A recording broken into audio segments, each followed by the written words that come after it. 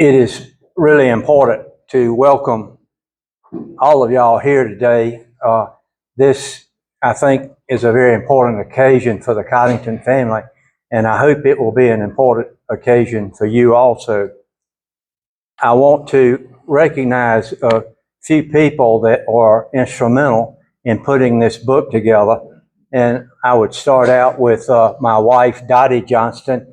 Dottie, would you stand, please?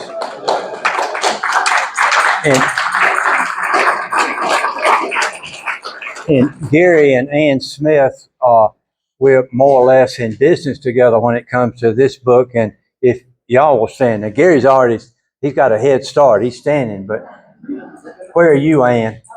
Oh, good. There's Ann. And Hampton Shroud was a law partner of mine, and he did the research in this book. Hampton, would you stand? He is now in law school advancing. Good, Hampton. Thank you. And I think it's really important that the Coddington family stand. Bill and Suzanne Coddington here, and Cotty and Becky are here. But anybody that's in the Coddington family, would you please stand to be recognized? Fabulous. Absolutely fabulous. A lifelong friend of mine was written in the book concerning leadership, and that's the former mayor of Raleigh, Richard Vinroot. Richard, please stand, sir, in the back.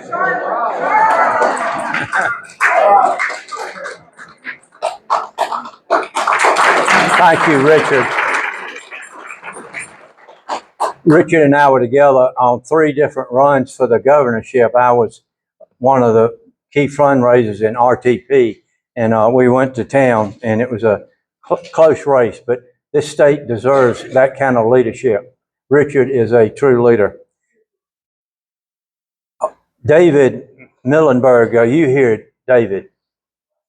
Yes, David he's really important because he's with the North Carolina Business Magazine, and y'all know who he is, but he secured Lisa Davis, who was the proofreader of the Coddington book.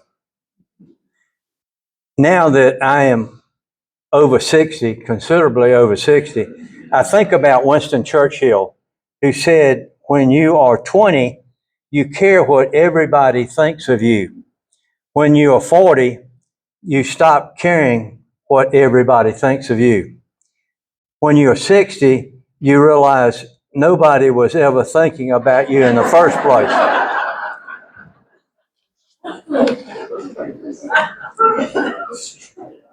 I'm extremely glad, as Peter mentioned, to give Charles C. Coddington credit for his great leadership in Charlotte. He was a pioneer entrepreneur of the New South, and he lived in this Duke Mansion that we're in some 100 years ago. It was so important to Charlotte in the New South. Ironically, as you know about the Wikipedia page that doesn't exist, he was completely ignored up until this point. And we've got to correct that, because you're going to see that this was one powerful human being. Coddington started out as a cub reporter for the New York Evening Journal at the beginning of the 20th century as a key reporter for that newspaper. And he conceived of the idea of a car. And cars at the beginning of the 20th century were inchoate. Us lawyers call it inchoate. They really didn't exist, but it was conceived at that time, and it was starting to exist. And with that, he quit work and drove to Flint, Michigan, and walked into the office of the new president of Buick Motor Company, whose name was Bill Durant. By the way, he was considered the godfather of the automotive industry. And he struck up a conversation with him, and he asked for 67 Buick franchises in North and South Carolina. He had no resume at that time. He was a young man, perhaps 24, 25 years old. He certainly had no money, but he had a tremendous amount of persuasiveness. And lo and behold, he was given 67 franchises. To give you an idea of the value of those franchises in today's dollars, each one of them would be worth at least $5 million per franchise. And the math is easy. It was a third of $1 trillion transaction, and it was done on a handshake. What a time. What a time. That we need more handshakes like that. No money changed hands between Coddington and Durant. The Coddington book goes into numerous technology businesses, real estate, and community endeavors Coddington started and founded in North Carolina. And they were numerous. Not even one ever failed. Zero. As an entrepreneur, we know that that's highly unusual. The statistics are raw. 11 out of 12 startups fail. 11 out of 12. Not one of his ever failed, and he was involved in some 3.5 dozen. To come to the important conclusion about today immediately, most lawyers like to hang around on the conclusion. I like to get it on the table immediately. North Carolina as a state was the most impoverished state in America as the Roaring Twenties started. It was even lower than Mississippi, if you can believe that. All of Coddington's companies were in North Carolina, and all of Buck Duke's companies were in North Carolina. And the Duke Endowment was focused in the Carolinas.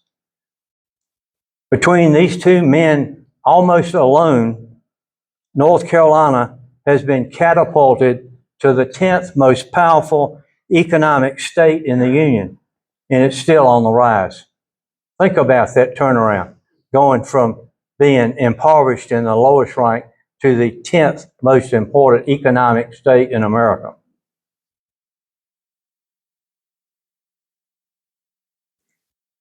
And I'm glad to report that it is just started, that ascent is just started. The second conclusion to Coddington is his view of philanthropy.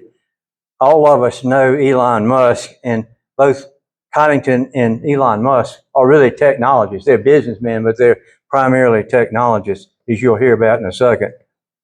Musk is such an engineer. He's compared to the mathematician Sir Isaac Newton by many people. He wasn't just an inventor like Tesla or Enrico Fermi.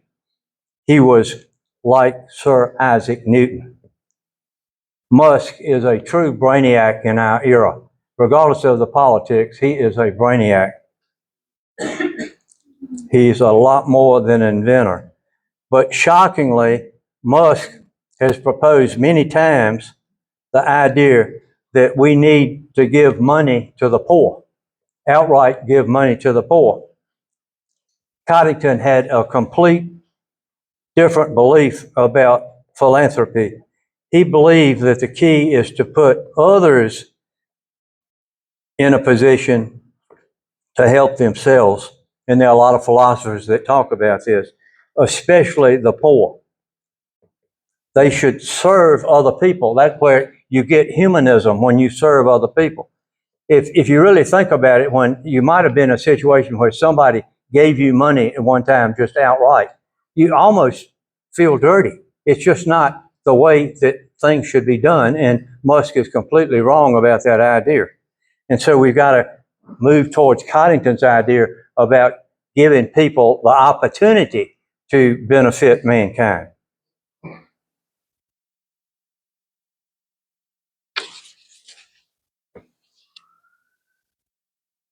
In a most non-traditional way, the Coddington book begins with Coddington's funeral, which occurred in this room. His funeral, Charles C. Coddington's funeral, was in this room. It spilled over downtown, of course, in the Elmwood Cemetery, where the Charlotte Observer reported that there were 600 cars parked at parade rest at his funeral downtown. But the point is that in this room, Another historic viewpoint was one of the largest funeral, was the largest funeral in Charlotte, C.C. Cameron's funeral. And if you really think about it, it's strange that Buck Duke's portrait on the wall talks about the historic events that happened in this very room where you are seated. In this very room, Duke University was founded, in this very room.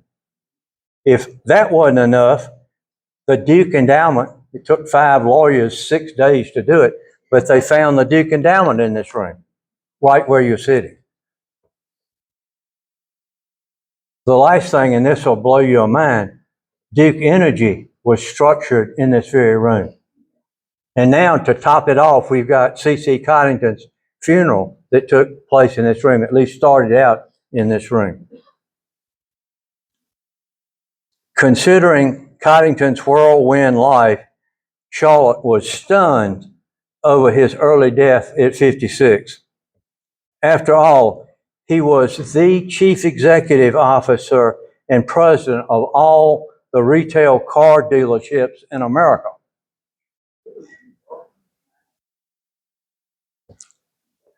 Many consider Coddington and Alfred P. Sloan the 2 most knowledgeable car executives in the country at that time.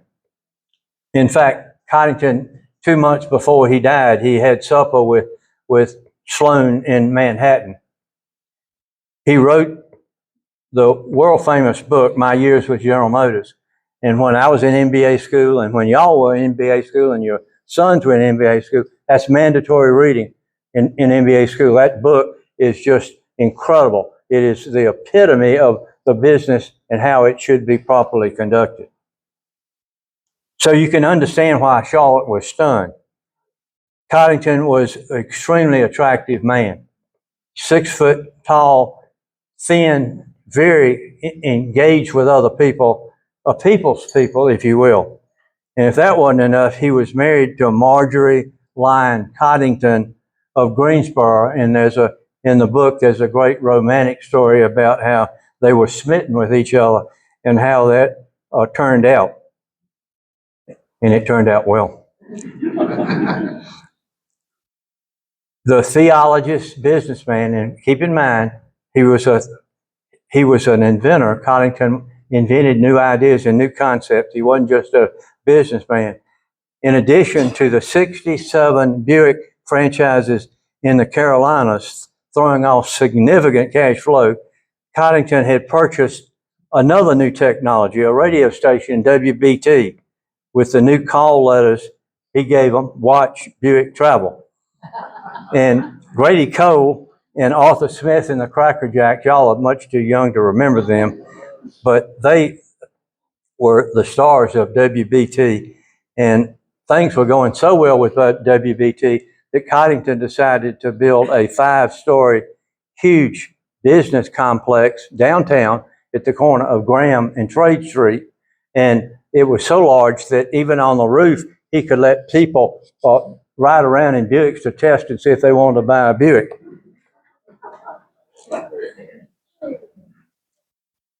Coddington was a $7 million, in today's dollars, investor and founder in the Charlotte Speedway near Pineville.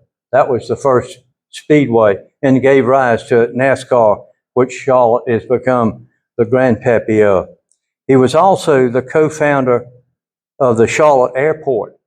And everybody in this room knows that the Charlotte Airport is the 7th busiest airport in the world, not in the United States, but in the world. It's a hub, and it is growing like topsy. You shouldn't use that expression about airplanes, I guess, but it's really growing. There was another new technology that the Wright brothers invented down east called aviation. And lo and behold, Coddington started a plane manufacturer right here in Charlotte called Coddington and Webb. If that wasn't enough, Coddington was the founder of Como Automotive Supply Company, and he owned 2 major tire companies right here in the Charlotte area, and he owned the Diamond T truck franchise.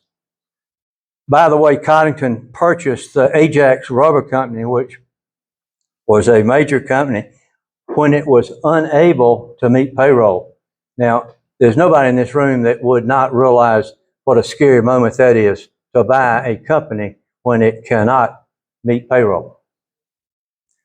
So he was a pretty gutsy guy. He was a real entrepreneur. And yet none of these businesses failed.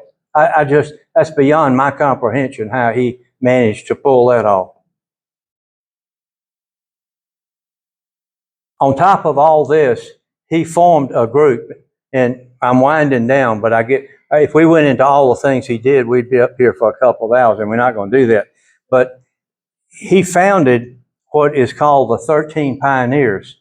And the 13 Pioneers were major car dealerships in America that weren't around here. They were out west in the Midwest and Texas and what have you. And they were 13 multimillionaires who, like Coddington, saw what was getting ready to happen with the new car technology.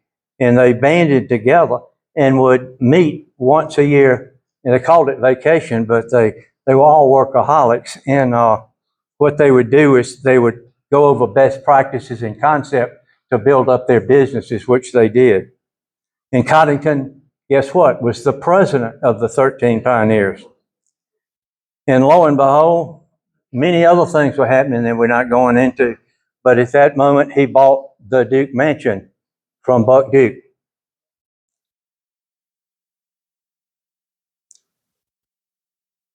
We simply don't have time to talk about Coddington's ownership of things like Lee's Lady. He owned a horse that was the most decorated show horse in the South. Zagan was his yacht that he kept down at his estate in the eastern part of the state.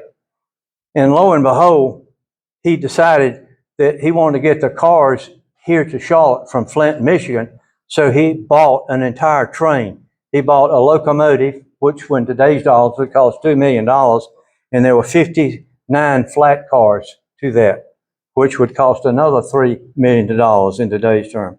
And he would send it to Flint, Michigan, load that train up with Buicks and drive it to Charlotte and park it here.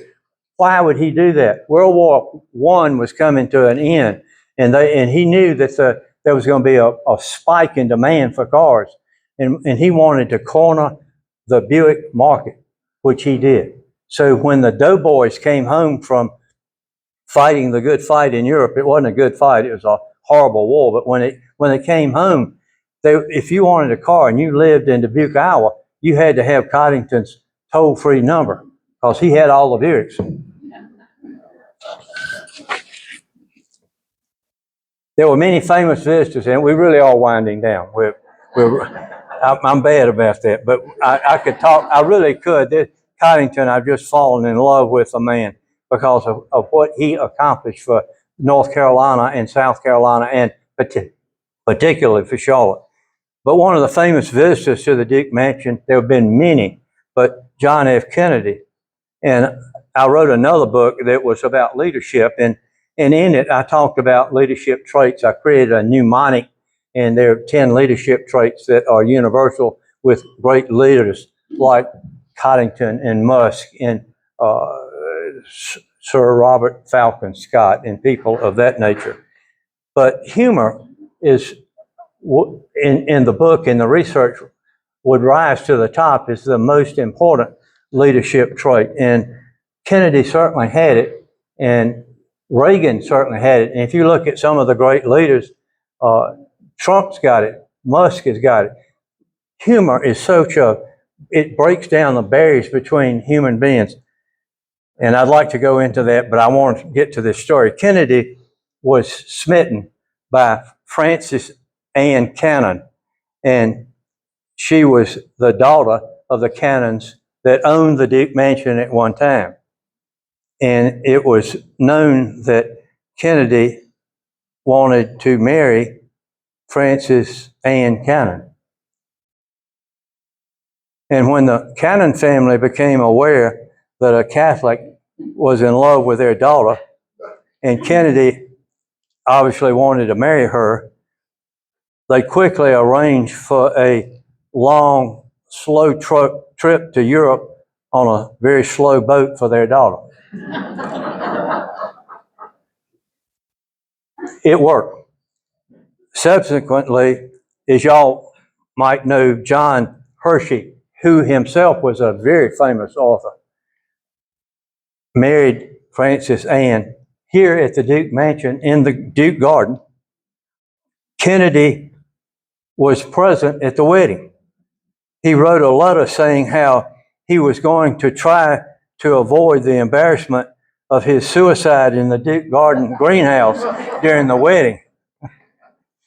So he really had a sense of humor.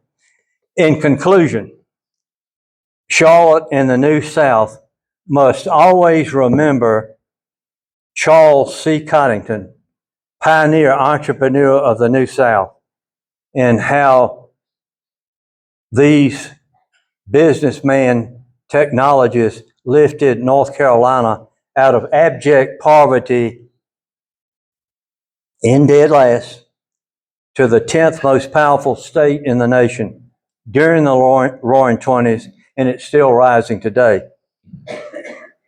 That concludes my remarks. I'll take a few short questions, but if I don't know the answer, I won't abruptly quit.